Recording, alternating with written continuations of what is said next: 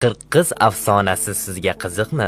Surxondaryo zamini turli tilsimlarga to'la. Qadimgi odamlar yashagan g'oru boshpanalar ham, qadamjo va boshqa arxeologik osori atiqalar ham shu yerda. Qirqiz qal'asi ham mana shunday maskanlardan biridir. Ushbu qal'a haqida turli afsonalar yuradi. Qadim zamonda shaharga yov bostirib kelganda qurol ko'tara oladigan erkaklarning bari jangga ketadi. Faqat qariyalar, bolalar va qizlar qoladi. Shunda jasur bir qiz boshqalarini to'plab shahar boshlig'i huzuriga chiqib, dushmanlarga qarshi kurashishga ruxsat so'raydi. Boshliq esa urush erkaklar ishi, sizlarga ruxsat yo'q deb rad javobini beradi. Oradan oz muddat o'tib, dushmanlarning qo'li baland kelib, shahar himoyachilari halok bo'ladi. 40 qiz asir bo'lishdan qo'rqib, Ketmonchopti tog'iga chiqishga qaror qiladi. Ular bilan oziq-ovqat, qurol va uzun arqonlar bor edi. Tog'ning ustida faqat bitta chiqish yo'li bor, qoyaga yopishgan yovvoyi uzun novdalari. Qizlar jasorat bilan tog' novdalaridan foydalanib, tog' ustiga chiqib oladi va arqon yordamida boshqa qizlarni ham ko'tarib oladi. Tog'da ular suv, yegulik va yovvoyi mevalar bilan ta'minlanib, o'zlarini chiniqtiradi.